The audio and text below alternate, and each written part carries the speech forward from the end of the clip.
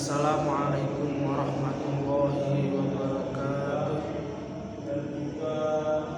Bismillahirrahmanirrahim. Allahumma sholli ala sayyidina Muhammadin abdika wa nabiyyika wa rasulika nabiyil ummi wa ala alihi wa sahbihi wa barik wa sallim taslima biqadri 'azamati dzatika fi kulli waqtin wa hin. Qala Allah ta'ala fi kitabihil karim, a'udzu billahi minasy syaithanir rajim. Bismillahirrahmanirrahim.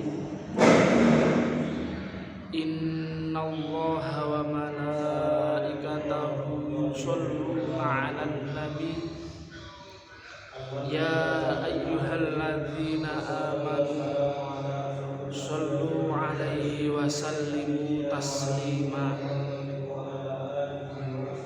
Hadratal mukhtarumin, para alim, para ulama, para masyayikh, para sepuh pingespuh ingkang tansah kawula hormati, wabil khusus panjenenganipun Bapak Andi Winata Asy'ari selaku dosen pengampu mata kuliah ilmu Rasul Quran Sunnah ilmu stylistika ingkang tansah kawula ta'zimaken, ugi dumateng sedanten rencang-rencang IAT Mabruk 2021 ingkang tansah kawula hormati.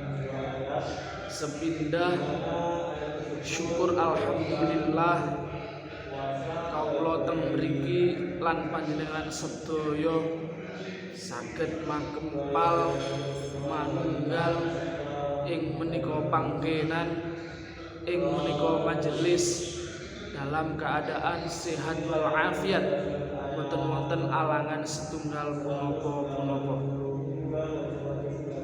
Kaping kalih sholawat saha salam mugia tansah katur wonten ngersa junjungan kita Nabi Agung, Nabi besar Muhammad sallallahu alaihi wasallam,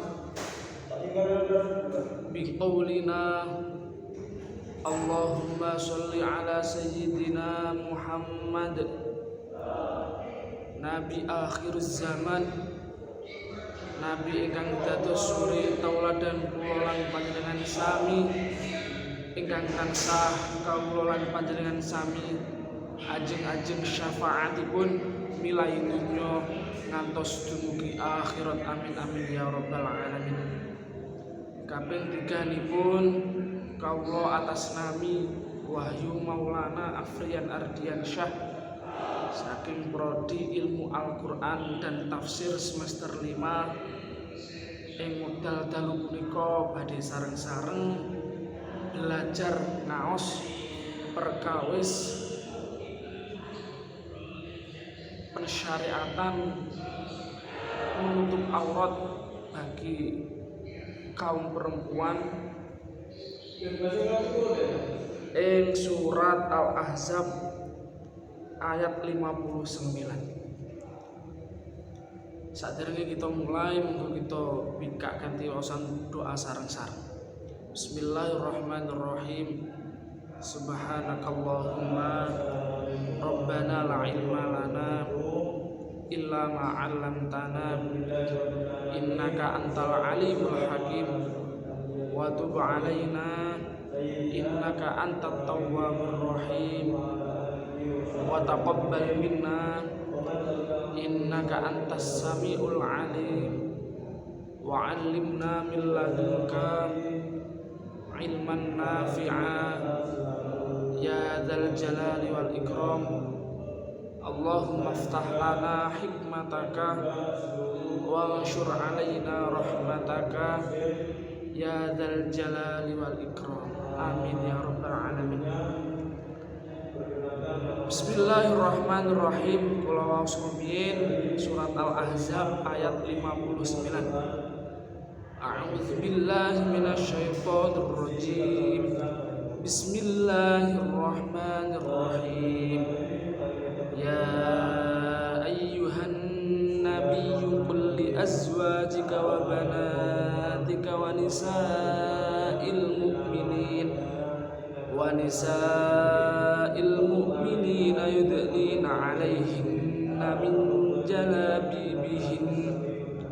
min jalabibihinna dzalika adna an yu'rafna fala yu'dzain wa kana Allahu ghafurur rahima. Bismillahirrahmanirrahim.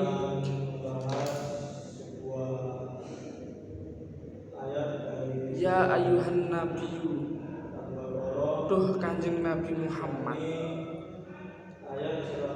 kul ngucapo sira li azwajika maring pira-pira garwa sira wa banatika lan pira-pira anak wadon sira wa nisa'il mu'minina lan pira-pira wong wadon mukmin yudnina becik ngelembrehake sapa azwajik alaihinna ngalahake ing atase azwajik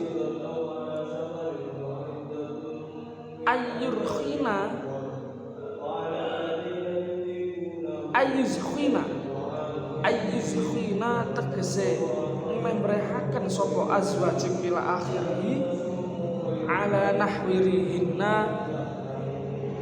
ing atase dodone azwajik wa banati wa juyubihinna lan tegese dodone azwajik ila akhiri min jalabibihinna saking klambi dawane azwajik wa banatik ayfiyabihinna tegese klambine azwajik wa banatik allati kang yaltahifna kang kemulan sapa azwajik biha kelawan allati zalika utawi mungkono-mungkono yudnina alaihi aitaghatta tegese nutupi sapa azwajik al abdana ing pira-pira badan anggota badan iku adna luwih andhap ayu rafna yento den weruhi sapa azwajik ila akhirih ai ahaqqa tegese den weruhi temenan bi ayu rafna kelawan yento den weruhi sapa azwajik ila akhirih annahuna ing sak temene azwajik ila akhirih iku harairu pira-pira kang nyahwati wa annahunna lan sak temene azwajik ila akhirih iku masturatun kang den tutupi layung kinu ora mungkinaken apa to labusina nyupre agami zina minhunna saking azwajik ila akhirih li annama krana sak temene wong tastaru kang nutupi sapa man wajahaha ing wajahe man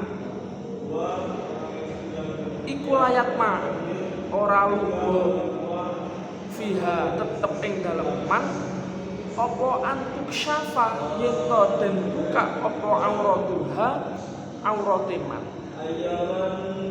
fala yudaina mongko ora nglarani fala yudaina mongko ora den larani sapa azwajik wa banatik bita'arrudi kelawan ganggu lahunna maring azwajik ila akhir min jihati man saking arah-arahe wong ya ta'arradu kang ganggu sapa wa kana Allah wa kana lan ana sapa Allahu Allah iku ghafuron zat kang ngapura lima maring perkara salafakan wis dhisik apa minhunna saking azwajik ila akhiri minat tafriqi saking pepeko rahiman ay wa kana Allahu rahiman iku zat kang welas asih bi ibadihi ing dalem hambane Allah haitsu yuroi ing dalam sekirane ngerso sapa Allah masolihahum ing pira-pira amal kesayanane azwajik ila akhir. Terus ayat ini ayat 59 surat Al-Ahzab niku menjelaskan tentang pensyariatan menutup aurat bagi kaum perempuan, yakni dengan memakai jilbab atau kerudung. Sebenarnya pensyariatan ini sudah sempat disinggung di dalam Al-Quran dalam surat An-Nur ayat 31 yang berbunyi A'udzubillahi minasyaitonirrajim Bismillahirrahmanirrahim wa kullil mu'minati yaghdudna min absarihinna wa yahfadna furujahunna wala yubdina zinatahunna illa ma dhahara minha wal yadribna bi khumrihinna ala juyubihin. Jadi di surat An-Nur ayat 31 itu juga sudah dijelaskan tentang pensyariatan menutup aurat atau memakai kerudung bagi perempuan. Akan tetapi di surat Al-Ahzab ayat 59 ini itu bukan hanya tentang pensyariatan tapi juga adab, menjelaskan tentang adab wanita ketika pergi keluar. Nah, adapun ayat ini itu memiliki asbabun nuzul.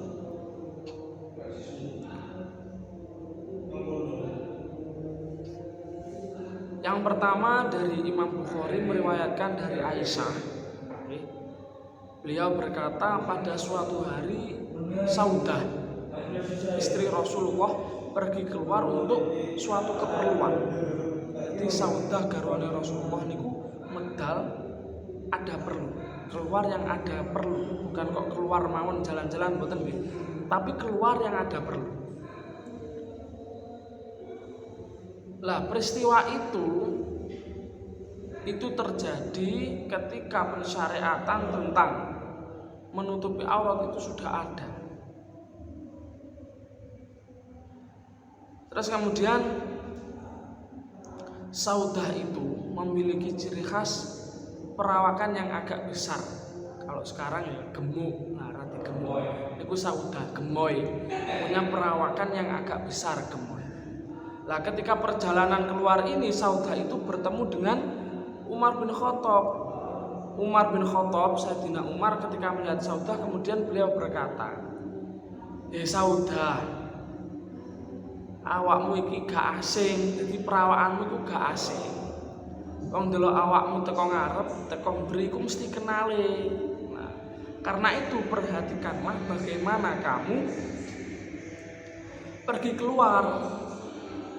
Lalu dari kejadian ini Saudah langsung putar arah kembali terus matur tenggene Kanjeng Nabi niki wau kula badhe medal wonten perlu, kemudian diatur ngeten kalih Sayyidina Umar.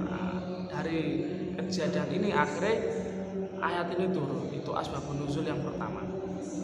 Terus ada juga yang mengatakan Imam Ibnu Sa'ad dalam kitabnya At-Tabaqat itu meriwayatkan saking Abu Malik beliau berkata, para istri Rasulullah, jadi nggih garwa-garwane Kanjeng Nabi niku pergi pada malam hari untuk suatu keperluan mereka. Nah, kalau di sini tidak disebutkan siapa. Kalau riwayat pertama tadi disebutkan Saudah, tapi kalau riwayatnya Imam Malik yang ada dalam kitab At-Tabaqat itu tidak dikatakan. Di sini cuma dijelaskan bahwa garwane Kanjeng Nabi niku medal keluar ada perlu pada waktu malam hari. Kemudian di tengah perjalanan ada orang munafik. Nah, orang munafik ini seorang laki-laki, ada segerombolan orang laki-laki munafik yang suka mengganggu. Akhirnya istri Kanjeng Nabi ini diganggu. Nah, dari peristiwa ini kemudian garwane Kanjeng Nabi matur tengene Kanjeng Nabi. Terus Kanjeng Nabi nangkleti nggih menanyakan kepada orang-orang yang munafik yang ganggu itu tadi. Akhirnya turun ayat itu asbabun nuzul napa namine surat Al-Ahzab ayat 59. Nah, dan sebenarnya ayat ini itu juga ada kesinambungan dengan ayat sebelumnya. Di ayat sebelumnya itu Allah telah menerangkan bahwa barang siapa yang menyakiti seorang mukmin, sungguh dia benar-benar telah memikul kebohongan dan dosa yang nyata. Nah, dari hal itu Allah melarang dan mencegah orang mukallaf agar jangan menyakiti seorang mukmin. Lah, makanya napa namine di ayat ini itu bukan hanya berfokus pada pensyariatan tentang memakai jilbab atau kerudung, tapi juga ada tata krama dan juga ada pelajaran bahwa jangan sampai kita itu menyakiti saudara sesama muslim.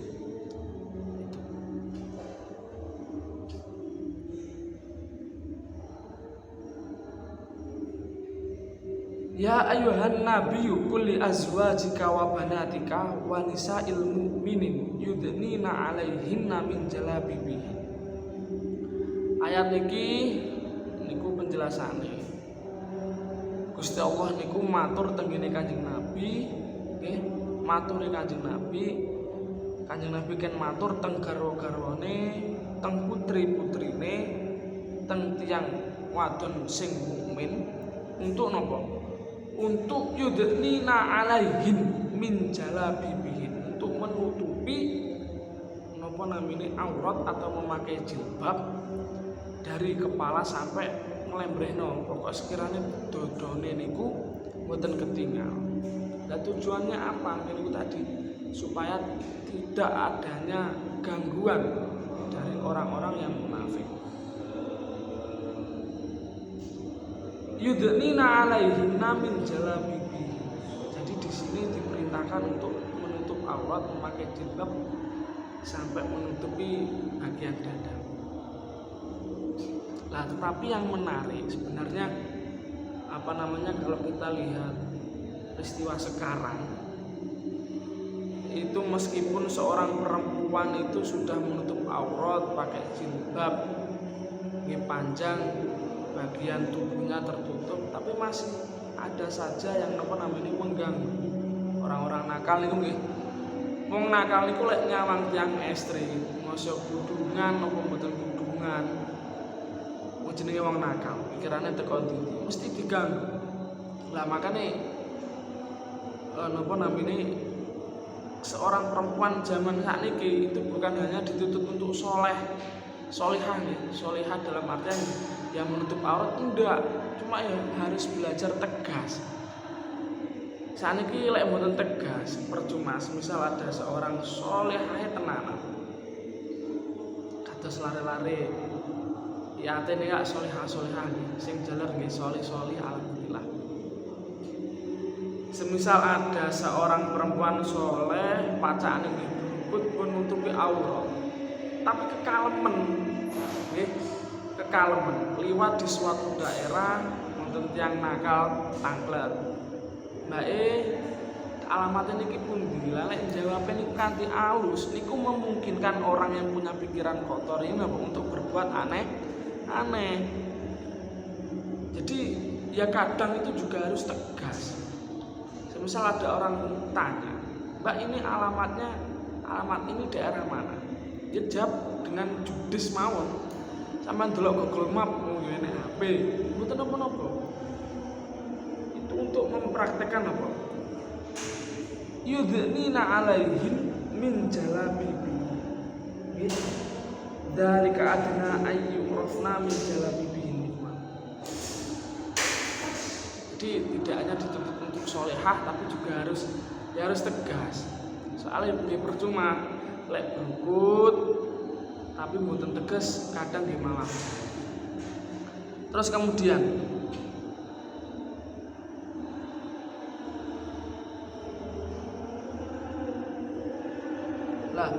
adanya Allah niku menyuruh Kanjeng Nabi untuk menasihati garwane, putrine, tiang-tiang estri untuk menutup aurat dengan memakai jilbab. Itu alasannya dzalika adna ayyurafna ay ahaqqa bi ayyurafna annahunna harairu wa annahunna masturatun la yumkinu talabuz zina. Terus di sini supaya orang-orang yang beriman niku bisa dikenali dalam artian bukan secara dari segi fisik nih, tapi lebih ke dari segi kasta. Jadi supaya ada bedanya, mana orang yang benar-benar beriman, mana yang tidak. Makanya di sini Allah matur tepine Kanjeng Nabi untuk mengingatkan perempuan gini kau, supaya membedakan antara wanita yang merdeka dalam artian yang benar-benar beriman mboten nakal dengan orang-orang yang tidak beriman.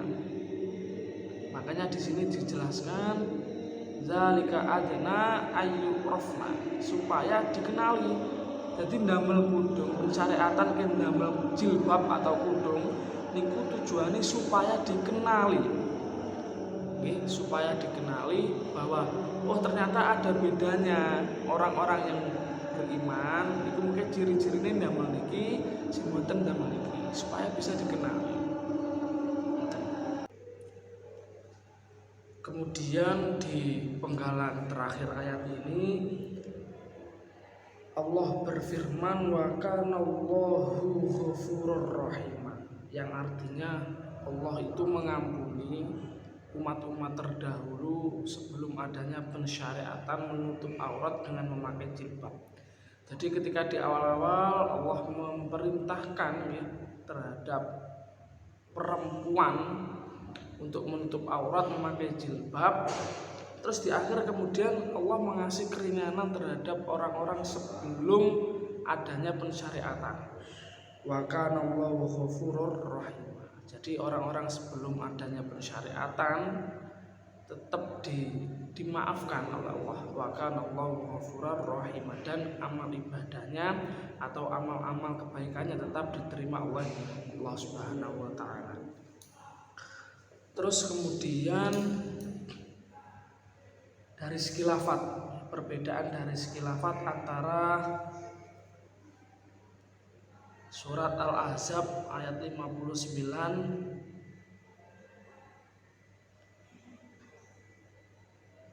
dan juga surat An-Nur ayat 31. Kalau di surat An-Nur ayat 31 itu menggunakan redaksi wal yadribna bi khumurihinna. Jadi pakai lafaz khumur.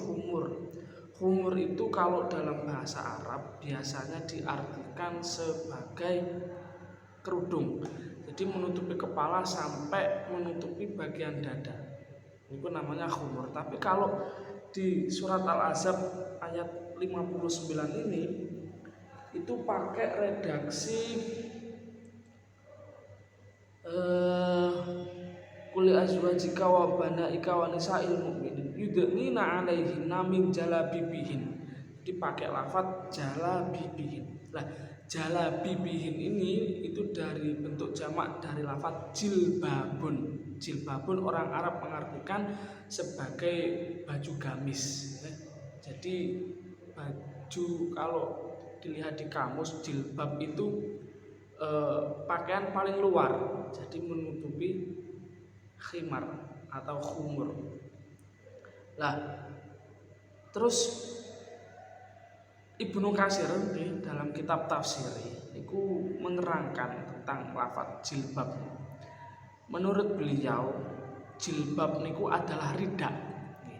Rida itu berarti selendang untuk menutupi bagian atas yang dipakai di atas khimar atau khumur. Jadi prakteknya kalau jilbab itu dipakai di atasnya khumur. Itu. Jadi perbedaan antara jilbab dan juga khumur. Wow. Kalau jilbab orang Arab mengartikan pakaian sing napa namanya kombor-kombor. Ya cara tiyang sakniki baju gamis. Jadi ketika orang pakai itu tidak terlihat lekukan tubuh tidak terlihat, itu namanya jilbab. Sedangkan khumur atau khimar kalau orang Arab mengartikan itu kerudung yang menutupi kepala sampai menutupi bagian dada, itu namanya kerudung. Kemudian kesimpulan dari ayat ini itu ada beberapa kesimpulan. Satu, itu adanya perintah untuk menjulurkan jilbab dan menutup seluruh tubuh adalah bersifat umum, mencakup semua kaum perempuan. Dan hal itu haruslah dengan menggunakan pakaian yang tidak nerawang dan tidak ketat. Satu. Terus kesimpulan yang kedua, mengulurkan jilbab gambarannya adalah seorang perempuan menutupi seluruh tubuhnya kecuali hanya satu mata saja yang dibiarkan terbuka untuk digunakan melihat. Hal ini sebagaimana yang dikatakan oleh Ibnu Abbas dan juga Ubaidah As-Salmani. Nah, ini yang dipakai